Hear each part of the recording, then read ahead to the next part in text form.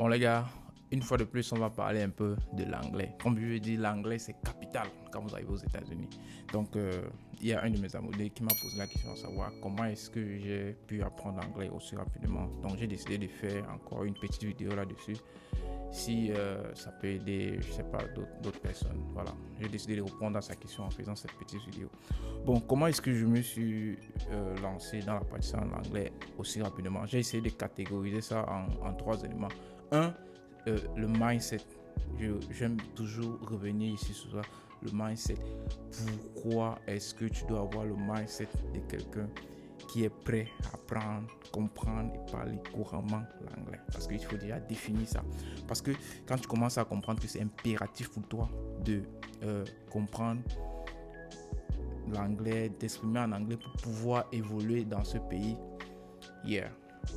tu es prêt à affronter toutes les différentes difficultés qui vont se présenter face à toi. Quand je parle de difficultés ici, quand tu viens d'arriver, il y a la frustration. Parce que quand tu arrives, tu as ton petit anglais que tu connais là, mais quand tu parles et que la personne qui est autour de toi ne te comprend pas et que lui-même parle, tu ne comprends pas. C'est surtout pour un adulte, tu te sens un peu frustré, tu vois un peu. Je ne vais pas vous mentir,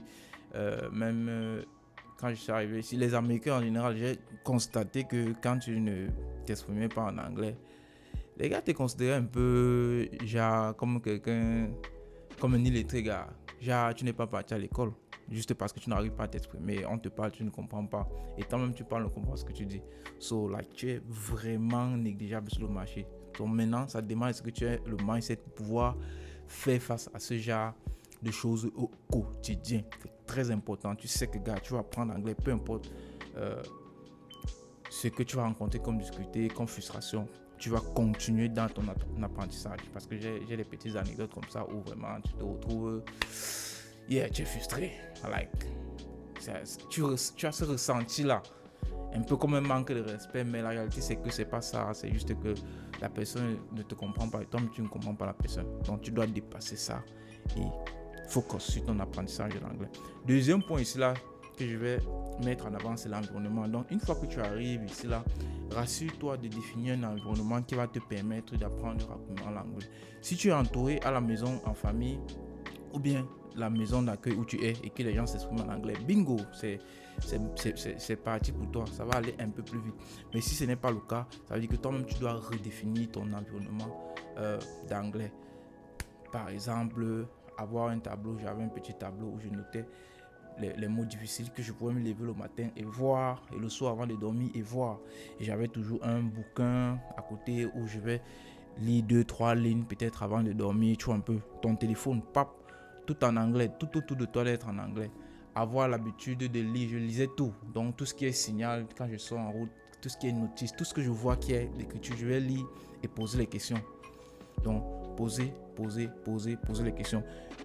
Parlant d'environnement, une des choses aussi quand tu viens d'arriver, comme je dis souvent qu'il est impératif que tu commences à faire quelque chose. C'est vrai qu'au départ, quand tu viens d'arriver là, en attendant que tes documents soient à jour ou bien arrivent, tu te mets dans cet apprentissage d'anglais là tout le temps. Mais une fois que c'est le cas, tu essaies de sortir pour trouver un boulot. L'objectif ici de trouver un petit boulot, c'est commencer à t'exposer et à discuter avec les Américains. C'est vrai qu'à discuter, c'est comme si tu connaissais, mais tu ne connais pas. Mais à pouvoir les écouter, à écouter les différents langages, leur façon de parler, comment est-ce qu'ils disent ça et ça et ça. Donc c'est un peu ça l'objectif, t'exposer à l'anglais. C'est très important. Ça ancre dans le cadre de l'environnement. Mais le troisième point ici, c'est l'anglais proprement dit. Comment apprendre l'anglais proprement dit. Quels sont les petits éléments qu'il faut faire au quotidien pour que, avec le temps, tu sentes cette différence-là dans toi. Du coup, j'ai essayé un peu de repartir l'apprentissage d'une langue à 4 éléments. Le speaking, le reading, le writing et le listening. Voilà les 4 éléments que tu dois maîtriser dans l'optique de parler fluemment, de maîtriser une langue. Pas parler, ça entre dans le speaking, mais de maîtriser la langue en gros. Donc, tu dois maîtriser ces 4 éléments. Et si tu comprends déjà, quand on dit comprendre une langue, maîtriser une langue, c'est ta capacité à t'exprimer couramment. Ta capacité à t'exprimer couramment. Mais maintenant, ta capacité à t'exprimer couramment est directement relié à la base de données, les mots et les règles que tu as pour pouvoir aligner ces mots-là. Donc, chaque fois quand tu parles, comme peut-être maintenant je suis en train de parler, je m'en vais dans mon cerveau où je vais puiser, dans ma mémoire où je puise les mots, que je les aligne suivant la règle de grammaire peut-être du français, si c'est le cas de l'anglais. Donc, il y a le speaking, le reading, le writing, le listening. Quand vous venez d'arriver, le plus important dont vous avez immédiatement besoin, c'est le speaking et le reading. Like, ok, on veut que tu sois au moins capable de dire bonjour, comment ça va, je peux faire ceci, je peux faire cela. Ça, c'est les éléments de base. Voilà. Ensuite, maintenant, ça va suivre le reading parce qu'ici, tu vas commencer à être exposé à beaucoup de lectures. On va t'envoyer les documents, les mails et tout. Tu dois être capable de lire tout ça. Le système chez moi, c'était quoi? Déjà, pour travailler ton listening, il faut regarder les TV shows, il faut regarder les films en sous-titré. C'est très important. Tu regardes les films en sous-titré, comme ça, tu as la capacité de voir et les mots et les écouter en même temps. On voit un peu. Ça, c'était la première des choses. Donc, dis-toi que, ok, aujourd'hui, je sais pas, tu peux regarder les documentaires, il y a Netflix, il y a YouTube, tu peux regarder les films, tout ce que tu choisis de regarder. C'est même bien de regarder quelque chose qui va t'éduquer. Parce que quand tu viens d'arriver, tu es en train d'apprendre tout. Si tu es plus smart, tu peux commencer à regarder les vidéos, par exemple, sur les finances, dont j'ai eu à parler dans une de mes vidéos, les finances, comment est-ce que le système financier américain fonctionne. Tu regardes les vidéos là en anglais dessus. Et une autre chose que je faisais et que je faisais vraiment régulièrement, c'est la lecture. La lecture, moi je pense que la lecture même, c'est la chose la plus importante. Lire. Oui, parce que quand tu lis, tu as cette capacité-là d'observer le mot, d'observer la façon dont la phrase est formée, d'observer la façon dont les paragraphes s'enchaînent. Tu vois un peu, parce qu'il faut comprendre que à un moment donné, la maîtrise de la langue, c'est au-delà peut-être de la signification du mot. Maintenant, il y a le contexte, il y a le pattern. Et maintenant, si tu es quelqu'un qui lit régulièrement, c'est automatique. Ton cerveau lui-même va commencer à comprendre comment est-ce qu'en anglais, il faut formuler telle ou telle chose pour pouvoir transmettre tel ou tel message. Donc, c'est la lecture. Faire de la lecture une habitude. Une habitude, ça veut dire que tu dois toujours avoir un bouquin que tu es en train de lire. Non, il ne demande pas de lire beaucoup de pages. Tu peux simplement te dire que ok, je vais lire peut-être 3 pages, 4 ou 5 pages par jour, par exemple. Mais essaie de faire ça régulièrement. Par exemple, ok, tu te lèves le matin, tu vas peut-être lire 2 ou 3 pages. Le soir, avant de dormir encore, tu lis 2 ou 3 pages. Je pense que c'est l'une des choses chez moi que jusqu'aujourd'hui, je continue à faire. Je ne vais pas vous mentir. Quand tu arrives dans ce pays-ci, gars, je pense que tu devrais m'apprendre l'anglais de ta vie, parce que le truc, c'est que chaque jour, tu découvres de nouveaux mots. Le vocabulaire, il est immense. Il est vraiment immense. Du coup, plus ton vocabulaire, plus la base de ton vocabulaire est grand, tu vois un peu, plus tu deviens beaucoup plus courant dans ta façon de parler parce que tu as beaucoup de synonymes et aussi en lisant beaucoup, tu comprends un peu comment la grammaire est et tu peux les utiliser. Ça c'est une des choses que je faisais. Maintenant, il y a ce qu'on appelle les outils. Tu dois être capable d'utiliser les outils comme YouTube, ChatGPT, Google et les réseaux sociaux aussi. Ça sont les éléments que tu dois utiliser au quotidien à ton avantage. Tu vois un peu, YouTube aujourd'hui, on parle que c'est l'université gratuite. Je regardais aussi beaucoup les vidéos éducatives, même sur l'anglais, la grammaire et tout ça, presque tout le temps. Donc dès que tu as un peu de temps là, tu lances YouTube, tu regardes un peu 2, 3 vidéos. Il y a beaucoup de professeurs là sur YouTube. Il y a beaucoup qui essayent d'expliquer vraiment très bien certaines notions en anglais.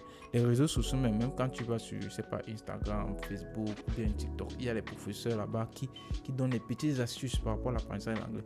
Ça doit être ton quotidien. Tu t'entoures entièrement de l'apprentissage de l'anglais. Et une autre chose que je vais rappeler ici, les commentaires, parce que en lisant les commentaires, surtout si vous suivez les pages, peut-être où les Américains communiquent et tout, en lisant les commentaires, vous commencez à voir comment l'Américain normal écrit et communique au quotidien. Tu vois un peu, parce qu'il y a une chose aussi qu'il faut savoir. Il y a l'anglais courant, quand tu écoutes le journal seulement, il y a l'anglais du journal. Et il y a aussi l'anglais, qu'on appelle souvent le langage familier, donc le day-to-day. Donc quand tu sors là, peut-être tu marches en route, tu vas au store où tu rencontres les gens, les Américains. L'anglais qu'ils utilisaient là, et parfois ça, c'est différent. Bon, pour nous, un peu peut-être les francophones, si je vais prendre l'exemple du Cameroun, quand on est au quartier là, on a souvent un certain langage du quartier qu'on parle. Maintenant, quand tu te retrouves peut-être dans un environnement plus professionnel, il y a une autre façon de parler. Donc, quand par exemple tu t'abonnes sur certains médias ou bien tu suis certaines pages que les Américains suivent, il faut de temps en temps aller sur la partie des commentaires et voir comment les Américains s'expriment en anglais. Tu commences à regarder ça pour pouvoir comprendre, parce que le truc c'est que tu es dans la société américaine maintenant. Chaque jour tu vas rencontrer les Américains et il y a tellement de mots que tu apprends chaque jour. Moi-même j'apprends chaque jour les gars. Mais c'est comme je dis, il faut plonger à l'intérieur. Si tu fais ça, et c'est comme ça que je fonctionne. Dès que tu lis un commentaire, il y a un mot que tu ne connais pas, ChatGPT est là, Google est là. ChatGPT connaît presque tout, like même les slangs, certains langages bizarres, certaines abréviations. Tu tapes sur chat, tu demandes, ou bien tu tapes sur Google, tu demandes, ou bien même YouTube. Like everything is around you. Donc tout ça c'est pour dire ici là que ça va vraiment dépendre de ton willing, ton niveau de rage que tu as pour apprendre cette langue. Tu vois un peu, parce que si tu fais ça et que tu te mets dans le mindset que c'est quelque chose que tu vas faire continuellement, tu ne fais pas pour t'arrêter. Tu vois un peu, tu vas faire continuellement, comme lire continuellement, regarder certaines TV shows, de préférence celles qui vont t'éduquer de façon continue. Tu vois un peu. Donc c'est un peu ça, c'est les petites astuces qui te sont propres, personnelles. Maintenant à côté, bon, tu peux aller t'inscrire à l'université ou t'inscrire dans un community college ou t'inscrire, je sais pas, dans un centre de formation où on va t'apprendre l'anglais. Mais je dis que même en étant inscrit là-bas, si tu respectes ces éléments dont je viens de te parler là et que tu le fais de façon régulière, je t'assure, après un moment donné, je pense que tu vas commencer à observer le changement sur ta façon de parler. Tu vas commencer à observer ça. Donc c'est un peu ça. Bon, je vais pas parler d'écriture ici parce que l'écriture aussi c'est bien, mais une chose est sûre, quand vous allez commencer à lire, comme je dis, de façon régulière là, vous aurez aussi cette facilité à pouvoir ressortir les mots, je dis les écrire. Voilà, pour un début, peut-être vous pouvez vous dire, voilà, vous écrire peut-être même un paragraphe par jour sur votre journée ou bien sur un sujet quelconque. Si vous pouvez le faire, c'est bien, mais comme je l'ai dit, commencez déjà beaucoup à lire et à travailler aussi votre listening. Donc, regardez peut-être des films, des TV shows, regardez le journal. Combiner les deux là de façon régulière. Et après une certaine période maintenant, vous pouvez commencer à écrire des petits paragraphes et commencer à écrire peut-être sur votre journée. Donc vous combinez tous ces éléments là, je vous assure, de façon régulière. Là, après 1 mois, après 2 mois, après 3 mois, vous allez commencer à voir les résultats. Et surtout, posez beaucoup de questions, les gars. Posez beaucoup de questions. Bon, quand je parle même des questions, si vous avez quelqu'un autour de vous qui est assez ouvert et qui vous demande de poser des questions, posez les questions. Mais en réalité, c'est que Chat est là, Google est là. Ils sont tous là pour toutes les questions que vous avez. Les gars vont te donner ça même en détail. Mais c'est vrai que c'est parfois plus rapide quand tu as quelqu'un autour de toi. Quand il t'explique quelque chose, il va t'expliquer et te donner des exemples concrets de son expérience et c'est un peu plus rapide. Mais si vous n'avez pas quelqu'un autour de vous, c'est pas grave. Chat est là, Google est là, YouTube est là. Il y a tellement de moteurs de recherche aujourd'hui. Donc ici, c'est en grande partie le mindset avec lequel vous décidez d'apprendre l'anglais qui va définir la vitesse avec laquelle vous allez apprendre votre langue. Bon les gars, vraiment merci. Si vous avez pigé quelque chose, bien si vous avez attrapé 2-3 éléments dans cette petite vidéo les gars, n'oubliez pas de cliquer sur le bouton like et subscribe en même temps pour que la prochaine fois, gars, on puisse discuter sur autre sujet. Allez, ciao les gars.